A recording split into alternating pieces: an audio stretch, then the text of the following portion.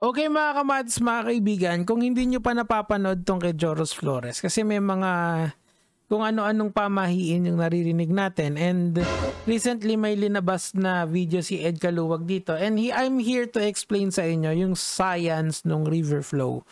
Okay, kasi it's a very number one, it's a very sad story. Number two, it can be explained by how fast a moving river is. Bibigyan ko kayo ng frame of reference mamaya, okay? Katwang nila lang, may nakatira. Di pa rin nakikita ang katawan ni Joros sa ilog. Hindi pa rin nakikita. Dahil meron ritong kumuha. Yan, which is ano daw? Sa bahagi kasi ng ilog kung saan nawala raw si Joros. Di umano, may nakatirang kakatwang nila lang.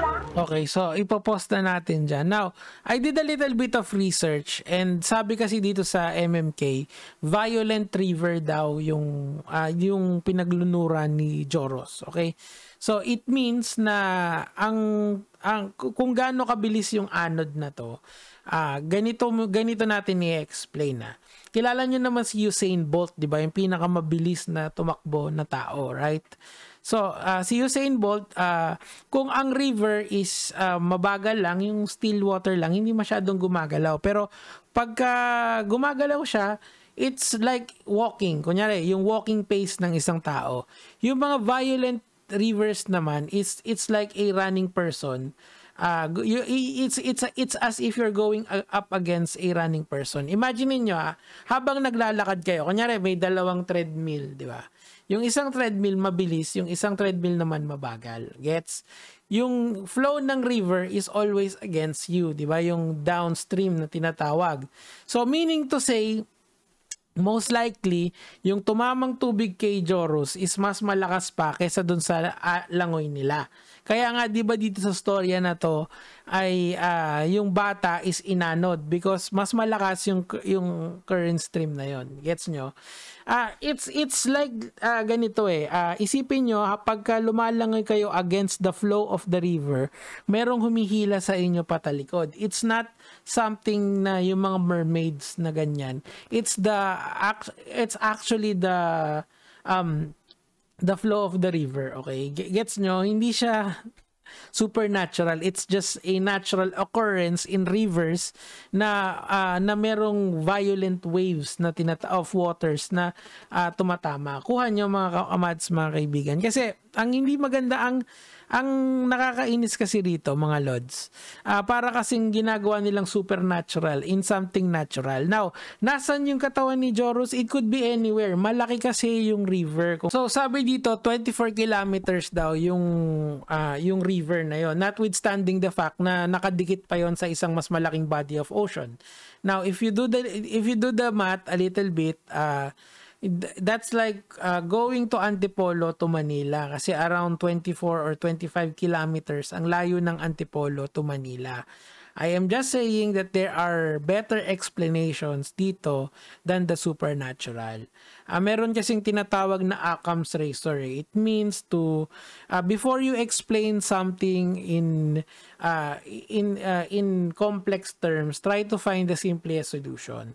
Ibig sabihin, kasi maliit lang naman yung katawan ni Joros since bata siya, malamang yon, inanod yon doon sa haba ng 24 kilometers na yon. Isipin nyo, nawawala yung tao na yon sa from Antipolo to Manila, somewhere there. Ang problema, walang witnesses kasi nga wala naman tao sa ilalim ng dagat. Okay? Ngayon, kino-cover ko to kasi since napaka-trending niya sa TikTok, and sumali na yung mga epal na naepala na talaga ako eh. Kunyari, ito. Diretso ulit. Na okay. Diretso siya pero may curve. Alam mo kasi, masyadong malaki yung river na yun eh. So, kung diretso curve, it doesn't really matter eh. Kasi hindi mo alam kung nasan siya eh. You cannot pinpoint the exact location. Hindi kung talagang totoo yung mga shit na ganyan, Ed Caluwag, turo mo na lang. Eh, hindi naman... Alam mo kasi, yung mga ganito, it just gives you hope na sometimes na wala na sa realidad. The reality is this. Most likely, inanod yung bata na yon. Kung saan inanod, hindi natin alam. It could take days, it could take weeks, it could take months, and even years bago pa lumitaw yung lumitaw yung katawan niya if talagang inanod siya. Pero most likely the case, since the story logically follows what rivers do. Okay, napaka-unforgiving ng nature, mga kamatis, mga kaibigan. Most likely, inanod yung bata. Nung pinulikat yung yung kaibigan niya, kasi nakapasan daw siya, sabi sa balita eh. So, na-release siya, tapos sabay inanod siya ng tubig. Now, the tubig is very strong, kasi sinabi naman dun din sa balita that the river is very strong. Ibig sabihin, hindi kayang lumaban nung bata na lumangoy pa sulong, okay, para pumunta dun sa mga kaibigan niya. So, nadala siya nung alon. Ang mangyayari, pag nalunod ka, mapapasukan ka ng tubig sa katawan mo until you cannot breathe. Tapos, ayun, tapos malulunod ka. Ngayon, kung saan siya dinala ng dagat, hindi na, ng river na yun, hindi natin alam. There is it's very hard to find someone. Tandaan nyo, 24 kilometer yung radius nung river na yon. Nung haba pala nung river na yon. And hindi natin alam kung sang body of water siya nakadikit. Hindi sinabi sa balita eh.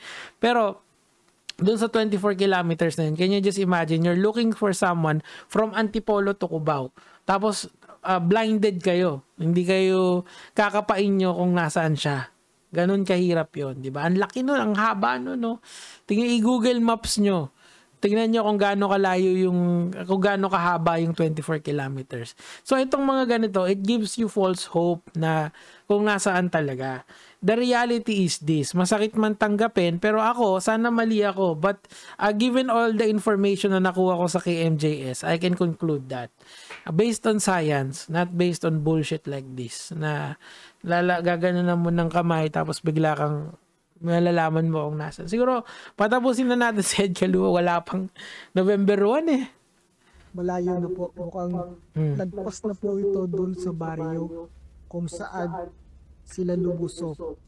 Alam mo, may pagka-cold reading, may hot reading yan eh. Kasi kompleto na yung information eh. Malayo na eh. Paano lalayo yun eh? Siyempre, inanod nga ng tubig eh. Malamang lumayo yun.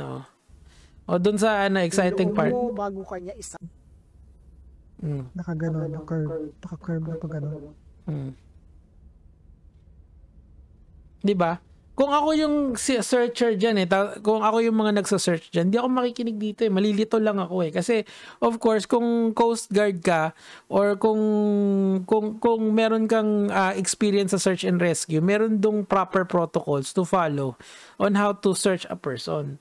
If ganito yung gagawin mo, wala kang pupuntahan dyan, di ba? So far, nag-stop na po doon. So that means the reason why nag-stop is mukhang nandoon po yung presence, no? Okay. Ayan.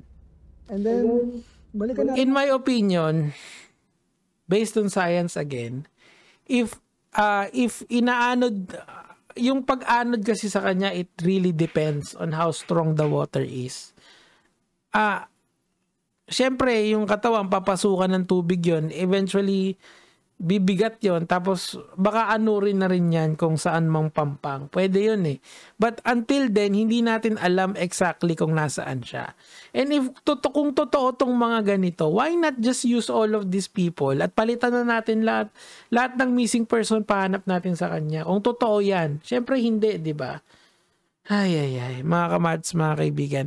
This is why I'm an advocate of more science in our classrooms. Ibig sabihin, siguro the country would be better off if we are all studying science and trying to understand kung paano gumagana ang nature natin. So we don't get misled by this kind of falsehoods, diba? It's mga ganyan bullshit yan. Alam mo, okay lang sa akin yung mga multo-multo eh.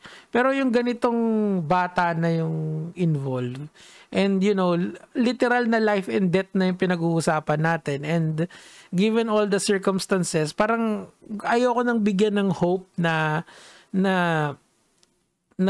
maganda or pangit yung ayoko nang mag-assume ng kahit anong maganda or pangit, except if if hindi ako follow sa current ideas of how river flows, of how the body works. Kasi pagka dito ka nag-base talaga, maliligaw ka.